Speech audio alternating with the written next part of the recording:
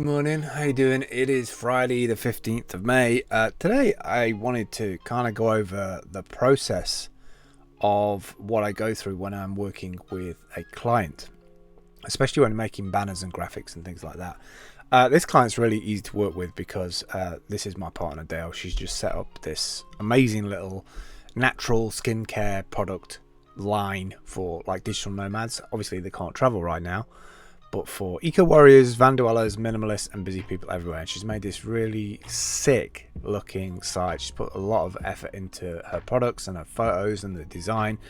And what makes that easy for me when I come to make banners is that she's got all these things as like asset packs. So I've even got a brand board to work from, which has all the graphics in, all the layout, all the colors, all the hex codes. Like if you're gonna work with somebody now that everybody's working from home and needs to get graphics and videos and stuff like that done, the best way to work with a freelancer is to give them things like this, is to give them brand boards, is to give them the color packs, to give them all the typography and the fonts, and make a pack of that stuff up so that when you're requesting them to do something, maybe you've found them on Fiverr or Upwork or any of these sites where you can hire a freelancer. Maybe you've seen something they do and you're like, yes, that's cool. I wish they could use our brand or do it for our brand and using our logos. The more of this stuff you provide, the faster and easier the communications will be with that remote worker, because they have everything they need rather than having to bounce things back and forth. So Dale is the dream customer in this case, because I have all the fonts, I have all the colors, I have all the hex codes and everything I need. So what I do is, the first thing I do inside of ScreenFlow is I bring in all of those swatches as separate colors. I just literally make a annotation block and I just put those as the colors so that I have those as reference colors to work with as I make an animation. Then I'm bringing in and I just put these onto different layers. Then I'm bringing in the tins for the different designs. She's got a moringa, caffeine super buzz, and then an oat cleanse face wash, and then I bring in all the different like avatars and things that she's got. And the double plus to this is that all of that stuff saves inside of ScreenFlow, inside of the global the file based storage. So as you bring in these assets, all of those assets are actually stored inside of here, so I can actually pull these in at any time as long as I've brought them in to the stage. I think actually I'm not sure if I've tested this, but I think you can actually then delete them and they're still there inside of the file. That makes the file quite big, but it also means that you've got everything in one place, which is kind of nice. That's the local library, but you've also got like a global library, and my global library has all the stuff that I use for my different videos and my different shows. And I really like that feature about ScreenFlow because it enables me to have everything in one place. And so this is a way I get started with the clients, is I make sure that I have all of these assets into one place, and then I'm going to get into actually animating those things for a banner. I'm going to do a banner size today of 840 by 500 pixels high.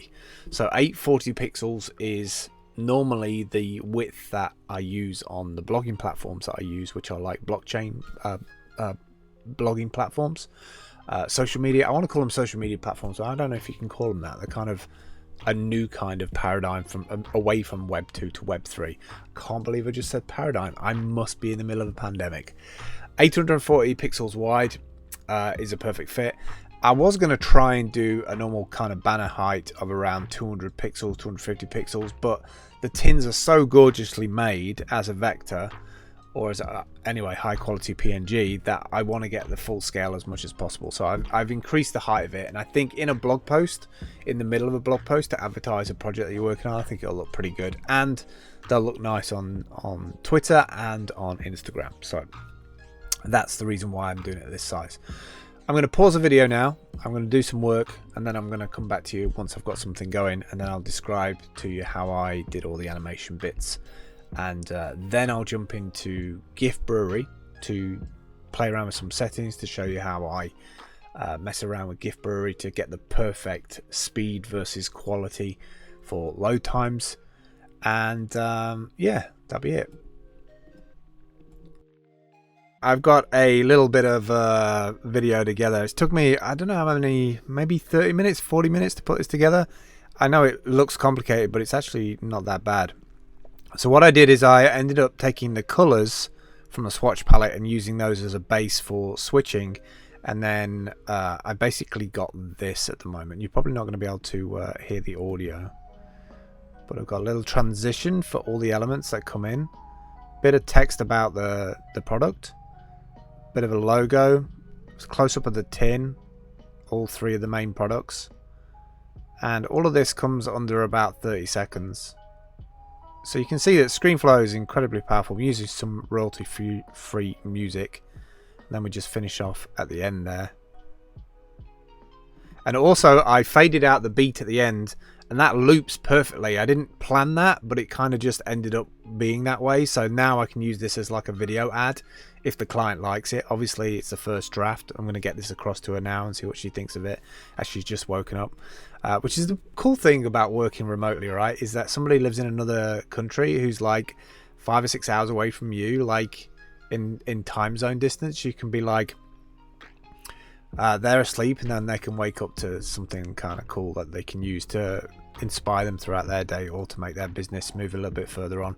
So I'm pretty proud of that. It came together really easy. If you want me to go into in depth of how to do this stuff, maybe even a one-to-one consultation is probably something that's better, so I can teach you via video, or I can do another video of how I did each stage. But these are just using the video and then the action.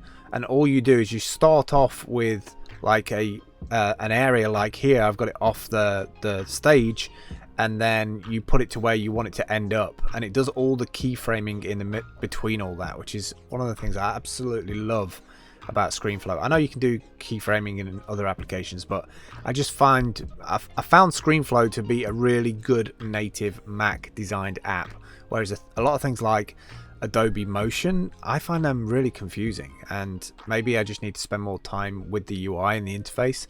But I'm at home inside of ScreenFlow 9. I think it's amazing. That's it really. Subscribe to the channel if you enjoyed this little video of how I put this together and how it is to work with remote workers and what they can kind of expect to receive, and how you can work easier with a remote worker if you give them all the assets and all the brand elements and all the colors. It means I don't have to go back and forth with the client, and I can just get on with it, apply my vision of what I think it's going to look like, and then send over a draft to the client, and then we go from there and just iterate from that until we've got a final version that they truly love. All right, I will catch up with you soon. Take care. Bye. Drifting